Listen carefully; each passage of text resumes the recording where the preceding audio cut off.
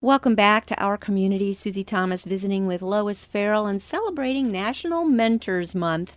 Lois has mentored many young people, and I think I'm interested in knowing, what does that look like then on a day-to-day basis? What does mentoring look like? Well, again, probably a lot of my mentor situations right now are just more casual.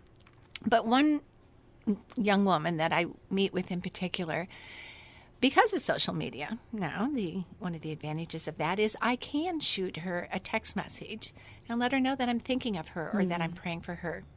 And that's probably, from a day-to-day basis, that's probably one of the most important things, is to be praying for the person that you're mentoring. I have no doubt about the power of prayer.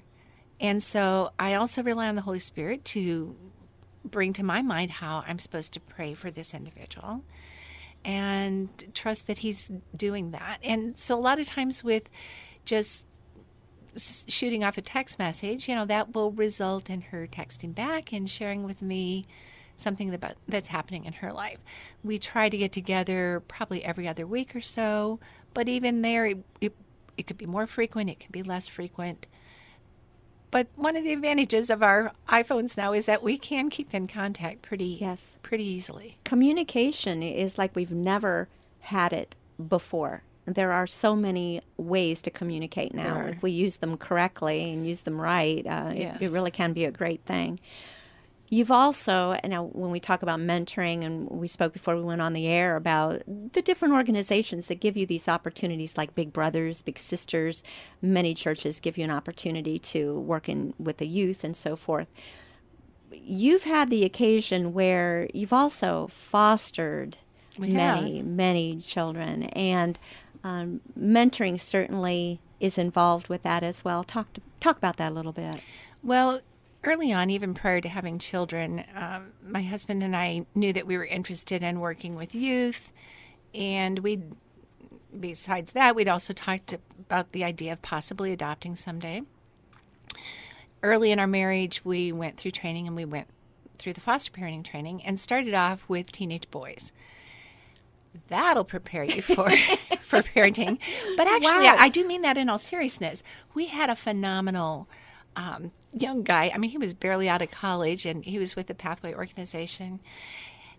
But they have some great tools that they give you on how to communicate discipline to children. And it really was, we didn't have children of our own yet, but it was really valuable. And obviously it was something we could carry over later on when we did have our own children. Yes. So that was great. We did. And then later we also, we did a foster to adopt and had a little girl with us for 9 months. She was 2.5 at the time she came with us. And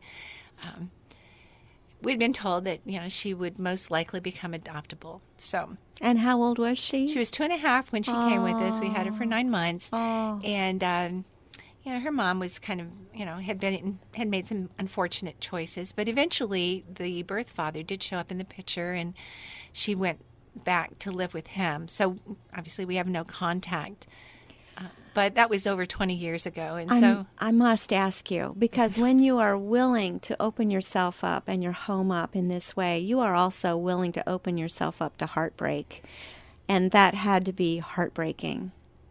It was a kind of a good, bad situation. Like, I was really happy she could be with her birth dad. That's a great attitude. Genuinely happy, because I think children would desire that. And as long as he's healthy and it's a good situation, I'm all for that. But yes, you've been kind of putting your heart out there, and Absolutely.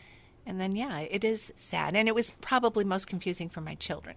How difficult to go from the fostering teenage boys to a little girl? Well, we took a little bit of a break in there and started having our own children. So when we had the little girl, we had 2 sons of our own. And so I think there's probably about 5 years between our youngest son and Ashley, who had been our daughter at that time. And I know that after she left, of course, for a 5-year-old, that's very confusing. And so there was a lot of pressure coming from our son to please have another baby mom. That would, yes, that's certain. I'm sure they had all kinds of a campaign going. Yeah. So we bought him a dog. Did that do the trick? For a while. Yeah, fostering, what would you say to people who right now I know are listening, saying, I know God is working on my heart in this area? What would you tell them as far as pros and cons? Sure. There's a huge need for healthy foster parents. And so if that's something that you're considering, that's great, because I'd love to hear that people are considering it. I am a very, very strong believer that you and your husband have to be absolutely on the same page in doing this. Children naturally will try to play one parent against the other, and you have to have a solid marriage going into this and look at child rearing in the same way. Decide ahead of time how you're going to handle situations, because they will challenge that. Mm-hmm. But if you can be on the same page with it and believe, in our case, we believe that this is what God was asking us to do, then I believe God will equip me to do anything He asked me to do. Absolutely. Or He wouldn't ask it in the first place. That's how I look at it. I should know this, but I don't, so I'm going to ask anyway. Did you do fostering with the boys while they were younger, other than Ashley? Were there other times that you fostered other children? Because then it becomes a family situation, doesn't it? I would have to go back and look at what the dates were. But yes, we did. We had some, we started off with middle school boys. We had another boy, he'd been from Worcester, and he had been with us quite a while as well. He was in high school. And he was a neat kid. One of the things that's been kind of neat is over the years, 2 of the boys that we had ended up calling us at different times. One called us to tell us that he was graduating from high school that day. This is the boy from Worcester, and he just wanted us to know that. Oh, so nice. I mean, that's the kind of thing that'll bring you to tears. Yes. And then another, when he moved into the area, he wanted us to meet his girlfriend, who was working for one of the car dealerships, and so we invited him down for dinner. And I don't know, I'm naive. Maybe he just was hoping to sell us a car someday. But it was just wonderful that he thought enough to give us a call, and he wanted to introduce his girlfriend to us. So you continue to hear from young people that you've fostered, and certainly you continue to stay in touch with people that you've mentored. Yes, not 100%. Mm-hmm. You know, there have been young women that I can think of one in particular. She had asked me to mentor her, and we spent several years together, and it was very good. And then she ended up kind of more or less leaving a little bit of the area, getting involved with a different church and a different location, and then I heard later she was making some unhealthy choices. And you know, it's always sad when you hear of a situation like that, when you feel like you've poured into someone, but God's not done with them yet. So that story's not finished yet. And let me encourage you, because I believe this isn't just for our birth children, but you train up a child in the way they should go. When they're old, they will not depart from it. That is a promise to you. Absolutely. So I think you can know, yeah, you planted in there. It's going to grow. It's going to take root and grow. You do have the story to end all stories, Lois, and I want to end on this one. Several years ago, a young woman came into your life, and a mentorship, a relationship started.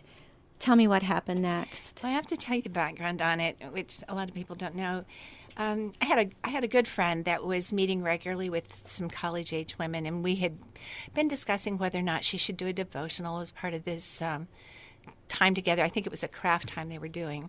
So on this particular morning, I was praying for her and her relationship with these young women. And I remember in my time with the Lord that day saying, Lord, I have always had young women in my life that I've been mentoring, and I don't have anybody in there right now. And I would love to do that. That's who I am. But I can't go out onto a street corner, throw my hands up in the air and say, here I am, world, if anybody wants to be mentored. I said, but God, you would completely have to orchestrate that. Susie, I kid you not. I didn't say anything to anybody, and I can't remember if it was that day or the next day. A friend sent me a text message. This was kind of over the holidays, so I hadn't talked to her for about a month or so. Nobody knew about my conversation with the Lord previous. And I get a text message that said, hey, do you remember this? And they gave me the young girl's name. She's been living on her own, but she's going to be homeless soon. And she's looking for a place to live, but what she really needs is a good mentor.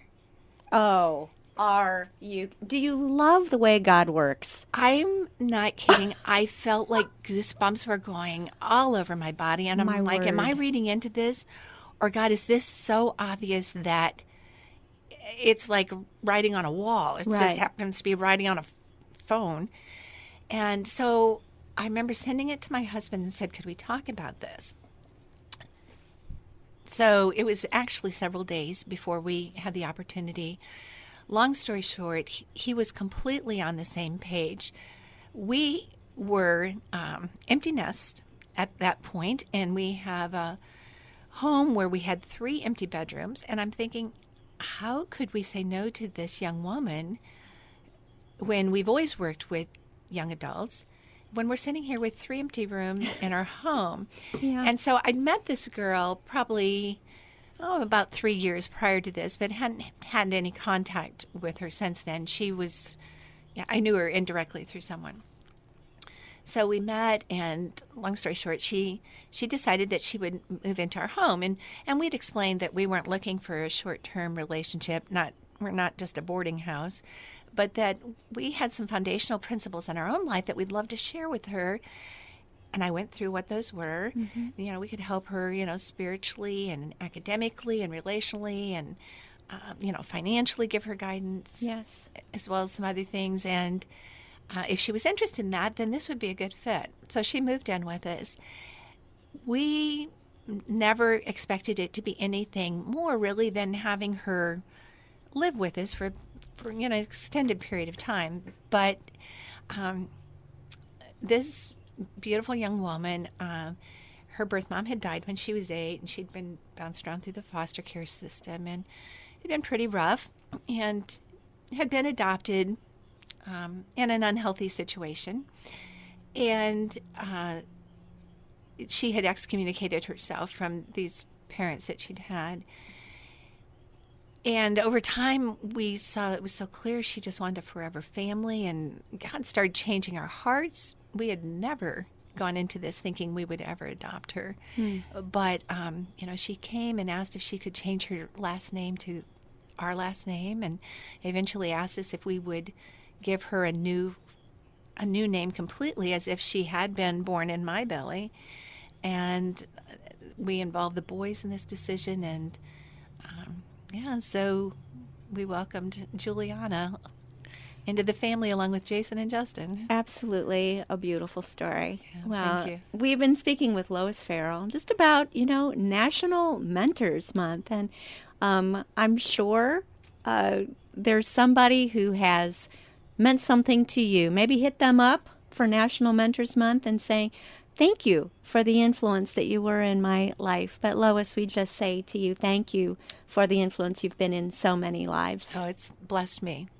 So thank you to all of these young women that trusted me.